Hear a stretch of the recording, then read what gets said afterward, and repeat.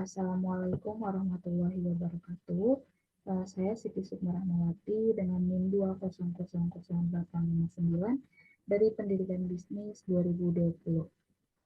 Di sini saya akan mempresentasikan terkait rencana strategi bisnis dari bisnis saya yang bernama Alma Collection. Dalam mata kuliah Manajemen Strategi yang diampu oleh Profesor Dr. Haji Agus Rahayu MP dan Dr. Puspo Dewi Dirgantari MP MM. Jadi yang pertama ini ada profil owner atau profil saya sendiri. Ya, nama lengkap saya Siti Sukmarahmawati, tempat tanggal lahir saya di Cianjur 14 Desember 2022. Dan ya, selanjutnya itu ada profil bisnis dan filosofi nama serta logo dari bisnis saya yang bernama Alma Collection. Ya, yang pertama itu ada brand identity-nya, di mana Alma Collection ini adalah bisnis yang bergerak di bidang fashion, di mana sekarang ini semakin berkembang dan semakin tingginya kebutuhan masyarakat terhadap pelayanan yang berhubungan dengan fashion. Nah, di sini saya menyediakan berbagai produk fashion, meliputi kaos, hoodie, kemeja, vest, dan jaket.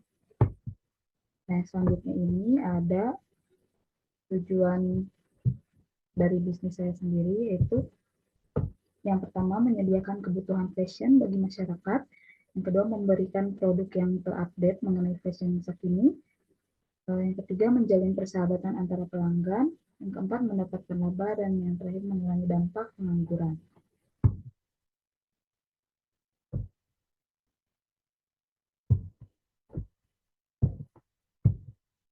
Nah, selanjutnya itu ada filosofi dari nama bisnisnya sendiri, di mana saya memberikan nama ini pada bisnis ini karena harapan saya bisnis ini dapat berjalan dengan baik, selalu terus belajar dari persaingan dengan memperbaharui produk yang ada.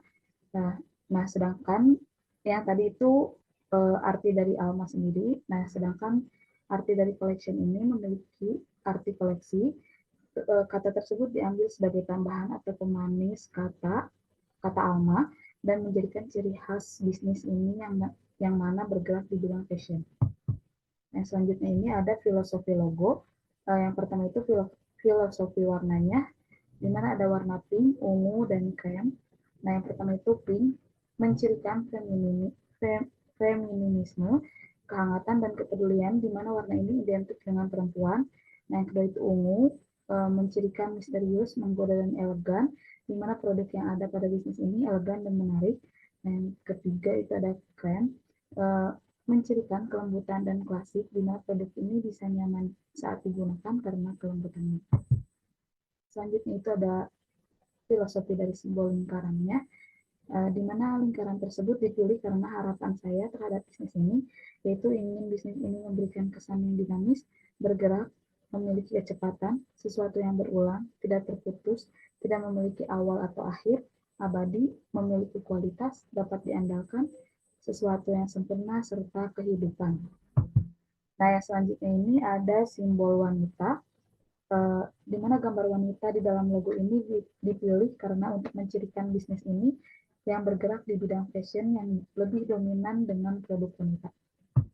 Yang selanjutnya ini ada simbol bunga atau dedaunan, di mana akses bunga atau dedaunan yang ada dalam logo ini dipilih karena untuk menambah ciri dari seorang wanita dengan kelembutannya dan memberikan rasa nyaman, di mana hal tersebut dapat mencirikan bahwa produk yang ada bahannya itu lembut dan nyaman saat digunakan. Nah, yang selanjutnya ini ada visi dan misi. Visi dan misi ini dibuat sebelum adanya perbaikan dari mata kuliah ini. Jadi visi yang sebelumnya ini adalah menjadi lokal brand yang memasarkan fashion wanita, produk yang berkualitas dan banyak digemari oleh masyarakat Indonesia, membantu masyarakat memenuhi kebutuhannya dalam hal penampilan, salah satunya pakaian, serta memberikan mutu yang baik dan harga yang terjangkau. Selanjutnya ada misinya. Yang pertama, konsisten dalam memproduksi barang yang bahannya berkualitas. Yang kedua, terus melakukan inovasi sesuai tren yang sedang berkembang. Yang ketiga, konsisten dalam melakukan branding. Yang keempat, memberikan layanan yang maksimal kepada konsumen dan juga pelanggan secara maksimal. Yang kelima, memberikan harga yang tetap terjangkau, tetapi tidak terlepas dari mutu yang diberikan. Dan yang terakhir itu memperluas jaringan. Dan ini ada rencana strategi yang rencananya akan dilakukan dalam bisnis saya, di mana pada tahun ini saya ingin mengaktifkan kembali bisnis saya ini. Yang kedua, menambah stok produk. Yang ketiga, melakukan promosi secara berkala. Dan pada tahun selanjutnya atau 2023, rencana strateginya itu meningkatkan pendapatan, membuka sistem ready stock, dan melakukan promosi dengan konsisten. Tahun 2024, yang pertama membuat website bisnis yang resmi, dan memperluas partnership dengan berbagai kerjasama. Untuk tahun 2025 sendiri, rencananya melakukan iklan di berbagai media sosial dan melakukan endorse selebgram atau artis. Dan pada tahun 2026 sampai seterusnya, dapat menjadi lokal brand yang dikenal seluruh Indonesia dan membuka toko offline beserta cabangnya. Nah, selanjutnya ini ada analisis visi misi dari bisnis saya sendiri setelah tadi ada visi dan misi yang sudah dibuat, dan ini ada visi dan misi yang telah diperbaiki. Nah, di mana analisis visi dan misi yang tadi sudah dijabarkan itu, sayangnya sudah terdiri dari 3 kalimat. Filingnya menjadi lokal brand yang memasarkan pesannya fashion wanita, visible-nya membantu masyarakat memenuhi kebutuhannya dalam hal penampilan, salah satunya pakaian, serta memberikan mutu yang baik dan harga terjangkau, meaningful-nya produk yang berkualitas dan banyak digemari oleh masyarakat Indonesia, measurable-nya belum ada kata yang menunjukkan bahwa pernyataan visi dapat diukur.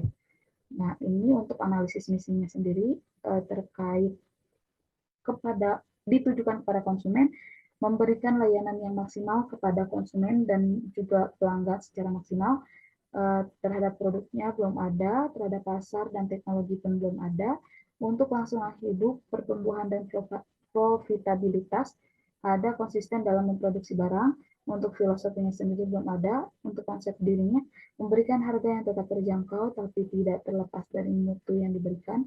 Untuk citra publiknya sendiri, terus melakukan inovasi sesuai tren yang sedang berkembang, dan yang misi yang ditujukan untuk karyawan sendiri belum ada. Nah, ini visi dan misi Alma Collection yang telah direvisi. Visinya itu menjadi perusahaan besar dan lokal brand yang bergerak di bidang fashion terpercaya, produk berkualitas dan banyak digemari oleh masyarakat, serta memberikan pelayanan terbaik, berperan meningkatkan kualitas berpakaian masyarakat dengan mode kekinian. Nah, untuk misinya sendiri, yang pertama ini ada konsisten dalam memproduksi produk yang berkualitas. Yang kedua, menambah variasi kemeja, kaos, sweater, dan jaket. Yang ketiga, terus melakukan inovasi sesuai tren yang sedang berkembang dan menggunakan teknologi yang canggih. Yang keempat, konsisten dalam melakukan branding kepada masyarakat, terkhusus kepada masyarakat wanita. Yang kelima, memberikan pelayanan yang maksimal kepada konsumen dan juga pelanggan.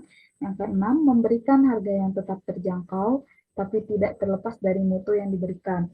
Yang ketujuh, memperluas jaringan agar dapat bersaing di pasar global.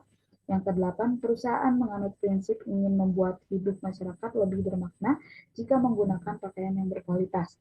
Dan yang terakhir, memberikan pelatihan terkait produksi,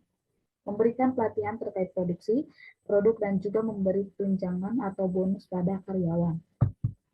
Nah, yang selanjutnya ini ada visi misi dari 3 kompetitor bisnis saya, yaitu yang pertama ada H&M, di mana visinya ini memimpin perubahan menuju fashion dan iklim yang positif, sembari menjadi perusahaan yang adil dan setara. Misinya bertanggung jawab memimpin perubahan menuju industri mode dan desain yang lebih berkelanjutan. Komentar dari saya sendiri untuk visi dan misi dari H&M ini, yaitu belum menggambarkan perusahaan, contohnya tidak dijelaskan target konsumen dan pasar yang ditujunya. Nah, selanjutnya itu ada Zara, di mana visinya itu, ini kompetitor yang kedua, ada Zara. Visinya itu untuk mendukung kesehatan, kebahagiaan, dan gaya hidup yang lebih memuaskan bagi para pelanggan kami melalui portofolio merek kelas dunia dan jaringan retail omnichannel. Untuk misinya sendiri, yang pertama, kami selalu mementingkan para pelanggan dan karyawan dalam setiap inti pengambilan keputusan bisnis. Yang kedua, kami memberdayakan karyawan dengan mendorong jiwa kewirausahaan dan mengembangkan rasa memiliki.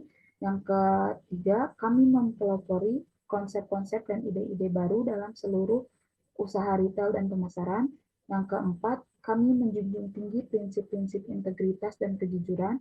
Yang kelima, kami membangun hubungan jangka panjang dengan karyawan, pelanggan, dan mitra strategis. Dan yang terakhir, kami berusaha meraih keuntungan berdasarkan nilai-nilai utama perusahaan. Komentarnya itu tidak menjelaskan apa produk perusahaan tersebut. Untuk kompetitor yang terakhir itu ada Neofit, di mana visinya itu menjadikan perusahaan yang terpercaya dan memiliki kredibilitas dari masa ke masa agar menjadi salah satu bagian dari tren model fashion dunia. Untuk misinya sendiri, yang pertama, menciptakan model yang kreatif dan inovatif agar tetap dapat bersaing dengan industri fashion lainnya. Dan yang kedua, meningkatkan kualitas produk agar tetap menjadi yang nomor satu. Untuk komentarnya, tidak adanya keterangan perusahaan menjual produk apa saja. Nah, yang selanjutnya ini ada penilaian internal untuk bisnis saya sendiri. Yang pertama untuk pemasarannya, di mana kegiatan pemasarannya yang dilakukan sejauh ini sudah berjalan dengan baik. Berikut kegiatan yang dilakukannya itu ada analisis konsumen, penetapan harga, promosi, dan distribusi. Yang selanjutnya ini ada keuangan, di mana kegiatan keuangan yang dilakukan bisnis saya ini cukup baik dan pengelolaan keuangannya dilakukan oleh bagian keuangan. Nah, untuk operasionalnya sendiri, di dalam bagian operasional yang akan dibahas terdiri dari beberapa indikator. Yang pertama itu kapasitas, inventaris, tenaga kerja, dan kualitas. Untuk sumber daya manusianya sendiri, ada pembagian kerja, pengarahan karyawan, pengendalian karyawan, dan memelihara hubungan baik dengan karyawan. Nah, selanjutnya ada IT atau teknologi informasinya, di mana dengan berkembangnya teknologi saat ini akan terus ada strategi-strategi baru yang dilakukan baik kemajuan software maupun hardware. Nah, ini ada bagian organisasi di mana ada CEO-nya itu saya sendiri, Siti Sukaramawati, bagian keuangan pun saya yang memegang. Untuk bagian marketing ada Tisara, dan untuk promosi atau packing itu ada Sema Alicia. Bagan ini penting karena sudah mendukung kemajuan perusahaan. Namun ada satu bagan yang dianggap sebagai induk perusahaan, yakni bagian marketing atau pemasaran, karena tanpa adanya posisi ini perusahaan tidak akan pernah berjalan. Nah, yang selanjutnya ini ada strategi pemasaran perusahaan. Yang pertama itu melakukan promosi baik secara langsung maupun melalui media sosial. Yang kedua, menjaga kualitas produk. Yang ketiga, menjaga hubungan baik dengan konsumen dan repeat order. Nah, di sini ada value perusahaan juga. Yang pertama, terdapat berbagai model kaos, kemeja, hoodie atau sweater, terdapat berbagai ukuran pakaian, terdapat berbagai macam pilihan warna, bisa dijadikan gift untuk dikirim kepada orang tersayang oleh konsumen.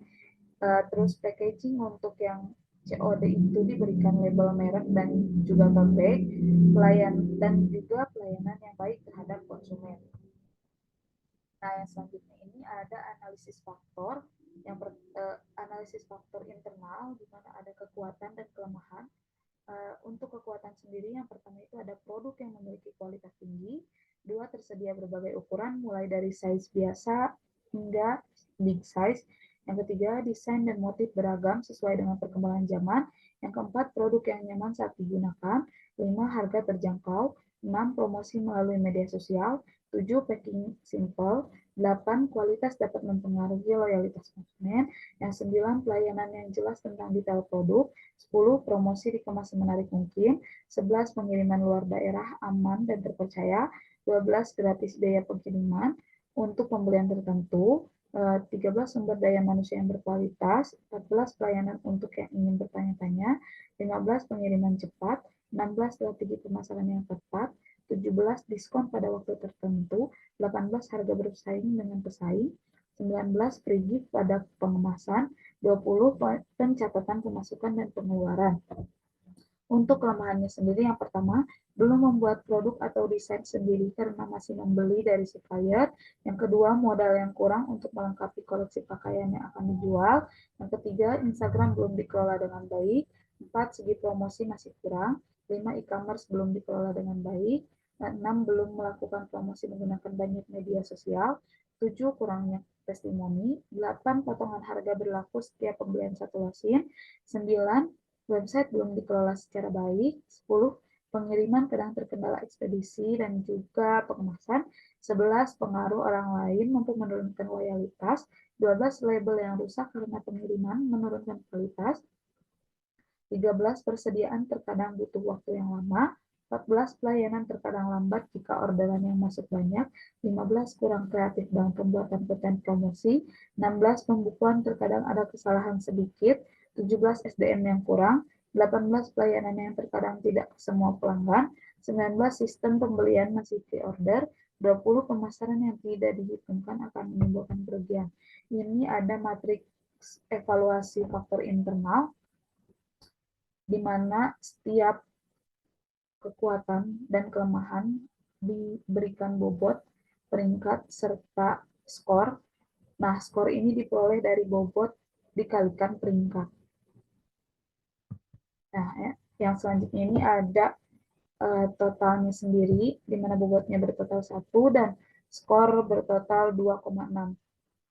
Dapat diambil kesimpulan dari matriks evaluasi faktor internal atau analisis dari faktor internal sendiri, bahwasannya Alma Collection memiliki internal yang baik dan dapat dapat memaksimalkan kekuatannya dan meminimalkan kelemahannya. Nah, selanjutnya ini ada penilaian eksternal, di mana ada persaingan antar perusahaan, terus potensi masuknya pesaing baru, dan juga potensi pengembangan produk-produk pengganti. Terus persaingan juga masih ada daya tawar pemasok dan daya tawar konsumen. Nah, ini ada competitive profile matrix atau CPM, di mana ada kompetitornya itu ada H&M, Zara, dan Outfit. Dapat dilihat bahwasannya skor dari masing-masing kompetitor ini. Nah, ini ada tren industri, di mana untuk tren fashion tahun 2022 yang dipengaruhi oleh perkembangan teknologi, yaitu masyarakat cenderung lebih menyukai sesuatu yang simpel, seperti kemeja putih, emerald green, dan untuk kalangan milenial lebih menyukai pakaian casual seperti cut-out dress, celana kargo, dan kulot. Nah, pada tahun ini juga terlihat masyarakat mulai lebih percaya diri menggunakan item fashion dengan desain, motif, serta warna yang terang dan berani. Nah, untuk analisis faktor eksternalnya sendiri, di sini ada peluang dan ancaman yang masing-masing memiliki 20 nilai. Yang pertama, peluang 1, pasar sangat luas. 2, bisa menjadi brand lokal terkenal. 3, daya tarik konsumen terhadap konten-konten promosi. 4, penjualan meningkat pada saat hari tertentu atau seperti lebaran. Yang kelima, mampu masuk ke pasar global. 6, kebutuhan dan keinginan masyarakat akan pakaian. 7, penetapan segmentasi yang tepat menunjukkan hasil yang baik. 8, memanfaatkan teknologi untuk pemasaran. 9, peluang pasar yang besar. 10, tingginya kepuasan konsumen. 11, pelanggan loyal. 12, peluang investor. 13, permintaan produk cukup tinggi. 14, kebutuhan pasar yang terus meningkat. 15, pemanfaatan teknologi untuk mempercepat proses produksi. 16, lokasi pemasaran yang masih luas. 17, gaya hidup yang terus meningkat. 18, adanya kreativitas dan inovasi pada produk.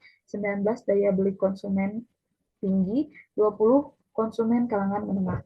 Nah, selanjutnya ini ada ancaman. Yang pertama, banyak kompetitor atau pesaing. 2, kenaikan harga produk. 3, perubahan tren yang begitu cepat. 4, daya tarik konsumen tinggi. 5, persaingan harga. 6, segmentasi pasar yang ditetapkan belum tentu baik. 7, perlunya analisis dalam pemanfaatan teknologi. 8, kurangnya testimoni dari konsumen. 9, turunnya minat konsumen. 10, kebutuhan pokok yang terus naik harga. 11, pelanggan tidak loyal karena banyak mencoba produk kompetitor. 12, penurunan permintaan konsumen. 13 munculnya produk impor, 14 sulitnya mencari supplier dengan produk yang sesuai, 15 perkembangan teknologi yang terlambat diadopsi, 16 kenaikan biaya operasional, 17 tidak memperluas pasar, 18 perekonomian nasional yang tidak stabil mempengaruhi daya beli konsumen, 19 pesaing yang bekerja sama dengan artis atau influencer, dan yang terakhir terus bermunculan usaha-usaha baru. Nah, yang selanjutnya ini ada matriks evaluasi faktor eksternal, di mana seperti yang tadi internal, peluang dan ancaman diberi bobot, peringkat, serta skor, di mana skor didapatkan dari bobot dikali peringkat. Untuk totalnya sendiri, bobot bernilai 1 dan skornya 2,64. Yang selanjutnya ini ada perumusan strateginya, di mana di sini ada matriks SWOT. Yang pertama itu kekuatan dan peluang dapat menghasilkan strategi SO. Yang pertama itu strategi SO-nya itu membuat konten promosi yang menarik, diambil dari kekuatan nomor 1 dan peluang nomor 2. Untuk yang kedua, menciptakan nilai tambah pada produk yang dijual, didapatkan dari kekuatan nomor 3 dan peluang nomor 1. Dan yang ketiga, melakukan strategi pemasaran dengan beriklan di sosial media. Didapatkan dari kekuatan nomor 2 dan peluang nomor 4. Untuk strategi WO atau strategi dari kelemahan serta peluang, yang pertama itu melakukan dan membuat konten secara berkala, didapatkan dari kelemahan nomor 2 serta peluang nomor 2. Selanjutnya ada nomor 2, menambah modal untuk melengkapi koleksi produk, didapatkan dari kelemahan nomor 1 serta peluang nomor 3. Dan yang selanjutnya itu memberikan pelayanan yang baik kepada pelanggan, didapatkan dari kelemahan nomor 3 serta peluang nomor 5. Yang selanjutnya ini ada strategi ST atau yang didapatkan dari kekuatan serta ancaman. Yang pertama itu selalu memperbaharui stok produk sesuai tren. Yang kedua menyesuaikan harga dengan pasar. Dan yang terakhir itu produk yang lebih berkualitas dari kompetitor sejenis. Yang selanjutnya itu ada strategi WT atau didapatkan dari kelemahan serta ancaman. Yang pertama itu dapat mengelola dan membuat konten menarik di media sosial yang sudah digunakan. Yang kedua, perlu adanya permintaan feedback, yaitu testimoni dari para konsumen, serta perlunya menambah sumber daya manusia. Nah, yang selanjutnya ini ada matrix space, di mana posisi strategis internalnya itu, yang pertama ada kekuatan finansial, ada modal kerja, perputaran persediaan, arus kas, dan rasio harga atau laba. Yang selanjutnya ada keunggulan kompetitif, di mana pangsa pasarnya, kualitas produk, dan loyalitas konsumennya. Yang selanjutnya ada posisi strategis eksternal. Yang pertama ada stabilitas lingkungan, yaitu perubahan teknologi, tentang harga produk persaingan, hambatan masuk ke pasar, dan resiko bisnis. Yang kedua itu ada kekuatan industri, di mana potensi laba, utilitas sumber daya, dan potensi pertumbuhan. Nah, Alma Collection sendiri berada di diagram IS dan ES, yaitu sebuah perusahaan dengan keunggulan kompetitif besar dalam industri yang tumbuh pesat, di mana dalam hal ini termasuk strategi kompetitif paling sering meliputi penetrasi pasar, pengembangan produk, dan diversifikasi terkait. Nah, yang selanjutnya sendiri ada kekuatan finansial, kekuatan industri, stabilitas lingkungan, keunggulan kompetitif, atau untuk yang tadi matriks space tadi, diberikan peringkat dengan bobot tersendiri dan menghasilkan nilai yang bahwasannya perusahaan perlu menjalankan strategi kompetitif yang meliputi penetrasi pasar, pengembangan pasar, dan lain sebagainya. Nah, yang selanjutnya ini ada matriks BCG, di mana dianalisis dari pendapatan sendiri. Yang pertama itu ada pendapatan sebesar 50.000 dalam persenan 30%, labanya 20.000, laba dalam persenan 36%, masa pasarnya 0,15%, tingkat pertumbuhannya positif 10%. Nah, di mana ini yang pertama itu, jika mendapatkan pendapatan sebesar 50.000, posisi pangsa pasarnya itu berada di rendah, termasuk kategori sedang sampai rendah, dan tingkat pertumbuhan penjualan industrinya itu berada di tingkat tinggi sampai sedang. Begitupun yang untuk pendapatan 80.000 dan pendapatan 100.000. Nah, selanjutnya ini ada matriks IE-nya, di mana contohnya yang pertama itu penjualan 100 dengan kuantiti 100, penjualannya 50%, labanya 20 dan 40%, skor IV atau matriks kekuatan dan kelemahan 3,4, dan untuk peluang dan ancaman 3,4. Nah, di mana yang untuk yang pertama ini skor bobot total life-nya berada di tingkat tinggi sampai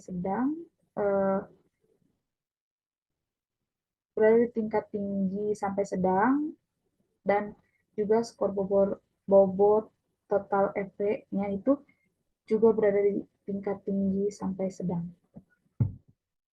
Nah, untuk matriks strategi besarnya sendiri, yang pertama itu ada kuadran 1, pengembangan pasar, pengembangan produk, dan integrasi ke depan. Kuadran 2-nya penetrasi pasar, peluasan pasar, dan integrasi horizontal. Yang ketiganya itu penciutan, dispestasi, dan kuadran 4 itu diversifikasi terkait, dan usaha patungan. Untuk Alma Collection sendiri berada di kuadran 1 untuk pengembangan pasar, pengembangan produk, dan integrasi ke depan. Nah, untuk yang selanjutnya ada matriks perencanaan strategi kuantitatif atau QSPM. Di sini ada analisis strateginya, di mana diambil dari faktor-faktor utama yang tadi, baik dari internal maupun eksternal, kekuatan, kelemahan, dan peluang serta ancaman. Ini untuk poin-poin kekuatan, diberikan bobot, rating, serta skor. Untuk strategi integratifnya, penetrasi pasar, dan pengembangan produknya. Untuk strategi integratifnya, bagian kekuatan itu mendapatkan nilai 1,90, untuk penetrasi pasarnya 1,85, dan untuk pengembangan produknya sendiri itu 1,92. Nah, yang selanjutnya ini ada QSPM dari poin-poin kelemahan dari bisnis ini. Untuk strategi integratifnya menghasilkan skor 0,64, untuk penetrasi pasarnya 0,62, dan untuk pengembangan produknya sendiri 0,61. Selanjutnya ini ada QSPM dari poin-poin peluang, di mana didapatkan strategi integratif dengan skor 1,96, penetrasi pasar dengan skor 1,97, dan pengembangan produk dengan skor 2,02. Dan yang selanjutnya ini ada QSPM dari poin-poin ancaman, di mana strategi integratif ini menghasilkan skor 0,68, penetrasi pasar dengan skor 0,63, dan pengembangan produk dengan skor 0,60. Nah, ini untuk analisis kekuatan terkait strategi intensif dan strategi integratif, dan dijumlahkan dengan kelemahan juga, serta mendapatkan total, di mana strategi intensifnya itu sebesar 2,61 dan strategi integratifnya itu 2,37. Untuk peluang sendiri, untuk peluang dan ancamannya mendapatkan strategi intensif dengan total 2,64 dan strategi integratifnya 2,49, dan dari semua faktor internal maupun eksternal, kekuatan, kelemahan, peluang, dan ancaman didapatkan grand total, di mana untuk strategi intensif mendapatkan skor 5,25 dan strategi integratifnya 4,8, di mana Alma Collection ini akan melakukan strategi intensif yang meliputi penetrasi pasar, pengembangan produk, pengembangan pasar, dan lain sebagainya. Nah, untuk pengevaluasiannya sendiri, Yang pertama itu untuk pemasarannya, dari analisis konsumennya, telah melakukan riset pasar terkait apa kebutuhan dan keinginan konsumen dan menetapkan segmentasi pasar. Segmentasi pasar dari Alma Collection sendiri saat ini yaitu wanita dan laki-laki kisaran usia 17 hingga 59 tahun dan kalangan menengah. Untuk penetapan harganya, harga yang ditetapkan oleh Alma Collection ini dengan memperhatikan elemen-elemen penentu harganya, contohnya harga pembelian bahan baku juga selalu disesuaikan dengan kualitas bahan. Yang selanjutnya ada promosi. Kegiatan promosi yang dilakukan saat ini yaitu promosi melalui media sosial dan distribusinya menggunakan jasa ekspedisi untuk pengiriman barang.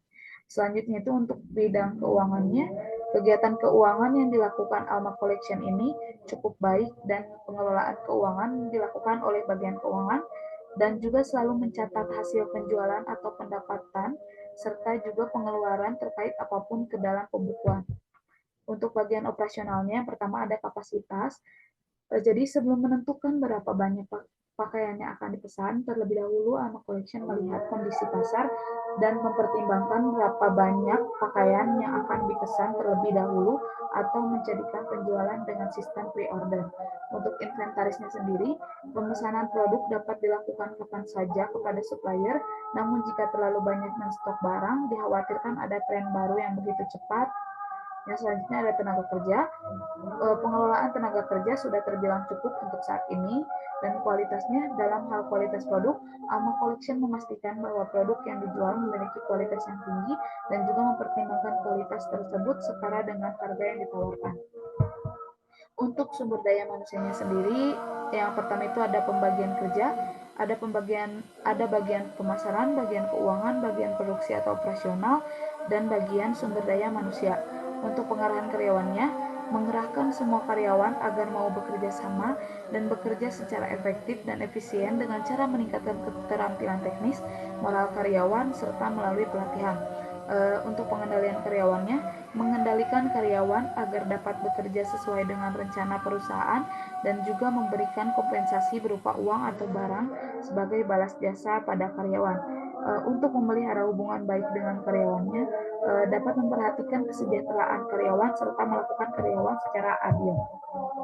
Untuk IT-nya sendiri, Alma Collection ini akan terus ada strategi-strategi baru yang dilakukan, baik kemajuan software maupun hardware, yang akan turut memajukan bidang desain grafis, juga bisnis telekomunikasi, dapat membuat atau menciptakan pasar baru, pasar yang tidak memiliki wujud real atau bisnis online. Nah, yang terakhir ini ada kesimpulan, di mana dari penjelasan di atas terlihat bahwa yang perlu dilakukan oleh perusahaan kami atau perusahaan saya yaitu Alma Collection yaitu strategi intensif yang berarti perusahaan perlu melakukan beberapa hal di bawah ini. Yang pertama penetrasi pasar, mencari pangsa pasar yang lebih besar untuk produk saat ini di pasar yang ada sekarang melalui upaya-upaya pemasaran yang lebih baik. Yang kedua pengembangan pasar, di mana memperkenalkan produk saat ini ke wilayah geografis yang baru. Dan yang terakhir itu pengembangan produk, mengupayakan penjualan melalui perbaikan produk saat ini atau pengembangan produk yang baru. Baik, cukup sekian yang dapat saya sampaikan. Mohon maaf bila banyak kesalahan. Wassalamualaikum warahmatullahi wabarakatuh.